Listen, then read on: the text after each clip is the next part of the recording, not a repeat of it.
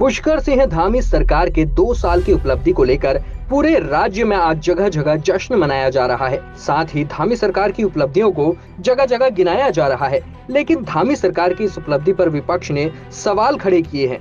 एक तरफ बीजेपी के नैनीताल सीट से सांसद प्रत्याशी अजय भट्ट ने धामी सरकार के 2 साल की उपलब्धियों के कार्यक्रम में प्रतिभाग किया, तो उन्होंने धामी सरकार की 2 साल की उपलब्धियों को बताते हुए बड़ी कामयाबी हासिल करने की बात कही और कहा कि आम आदमी धामी सरकार के विकास कार्य को लिखते लिखते थक जाएगा।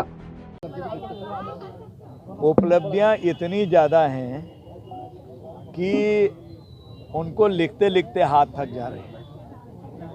क्या नहीं किया है धामी सरकार ने, सब कुछ कर दिया है, कोई चीज़ छूटी ही नहीं है। एक से एक बड़ी चीज़ें हैं, धर्म स्थलों की कनेक्टिविटी कर दी है, पेयजल की व्यवस्था को सॉल्व कर दिया है, कई जगह कनेक्टिविटी का जाल बिछा दिया है। नकल विरोधी कानून आपने देखा है, इतना ज़बरदस्त कानून आया, आज बगल अगल के जितने भी हमारे राज्य हैं वो हमसे उसका ड्राफ्ट मंगा रहे हैं कि किस तरह से आपने किया है। और धर्मांतरण के कानून को रोकने के लिए आपने देखा है कितना बड़ा कानून हमने पास किया है। समान नागरिक संहिता बनाने के लिए इतिहास बनाया है, पूरे देश के लोग आज उसका उदाहरण दे रहे हैं और वो एक कानून बन गया है, पहला राज्य हम बन गए हैं। तो इस तरह से एक लंबी फेहरिस्त है हमारी। देखिए, पहले से परिवार के सयाने जो बुजुर्ग हैं उनको मिलती थी, पति पत्नी दोनों बुजुर्ग हैं तो एक को मिलती थी, पेंशन भी दोनों को दे दी है, स्टूडेंट के लिए विशेष रियायत कर दी हैं। हमारे स्पोर्ट्स के जितने भी लोग हैं, हमारे बच्चे हैं, उनके भविष्य के लिए, रोज़गार के लिए अलग से व्यवस्था हमारी सरकार कर रही है।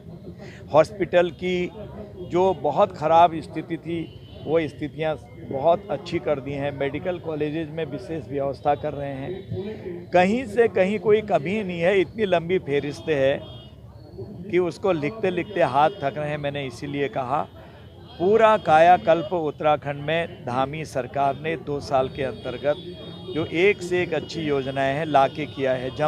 वहीं दूसरी ओर धामी सरकार के कार्यों पर कांग्रेस पार्टी से हल्द्वानी विधायक सुमित हृदयेश ने चुटकी ली और सवाल दागे। उन्होंने कहा कि धामी सरकार घोषणाओं की सरकार है और कागजों में केवल घोषणा कर रही है।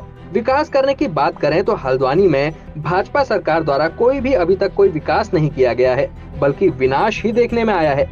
यहाँ तक कि कांग्रेस कार्यकाल में शुरू हुई योजनाओं को भी गड्ढे में डाल दिया गया है। बड़ी अच्छी बात है, जश्न मनाया जा रहा है, उपलब्धियां गिनाई जा रही हैं, लेकिन विपक्ष का जो प्रमुख कार्य है, जो जनता, आम जनमानस का जो दर्द है, उसकी आवाज़ लगातार सड़क से सदन तक हमने भी उठाई है। और जो सरकार के फेलियर हैं सड़क से सदन तक किसी से नहीं छुपे हैं। और सबसे बड़ा अगर मैं विषय बताऊं, जो बेरोजगारी चरम सीमाएं पार कर चुके हैं, सबसे युवा प्रदेश उत्तराखंड पर कैपिटा इस देश में है और रोजगार का जो स्तर है लगातार गिरता जा रहा है, बेरोजगारी बढ़ती जा रही है, महंगाई बढ़ती जा रही है, भ्रष्टाचार बढ़ता जा रहा है और बहुत सारी आम दिक्कतों से आम जो जनमानस है वो जूझ रहा है। खैर, अभी लोकसभा एक लिटमस टेस्ट है, उसमें सरकार की उपलब्धियां भी हैं और जो विपक्ष ने जो काम करा है, दोनों जब वोट पड़ेंगे तो दूध का दूध और पानी का पानी हो जाएगा। ऐसा मेरा मानना है भैया कि लोग, आम जनता लिखते उपलब्धि को लिखते थक जाएगी, किस तरह लिखते हो? नहीं, देखिए, घोषणाओं में तो मैं मान सकता हूँ, घोषणाओं में, होर्डिंग में, बैनर में बहुत उत्कृष्ट परफॉर्मेंस रहा है, लेकिन धरातल पर योजनाएं नहीं उतर पाई। अगर मैं अपने शहर की ही बात करूं, पूरे कुमाऊं क्षेत्र की बात करूं, ISBT हमारी बहुत लंबित मांग है।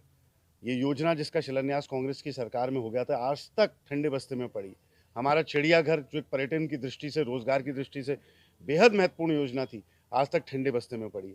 तो ऐसी कई सारी योजनाएं, आज अखबार में मैं पढ़ रहा था, ITI जिसकी घोषणा माननीय मेरी माताजी, स्वर्गवासी माताजी ने करी थी, वो आज तक धरातल पर नहीं उतर पाई। तो ऐसी कई सारी व्यवस्थाएं हैं जिनको सुधारने की बड़ी आवश्यकता है।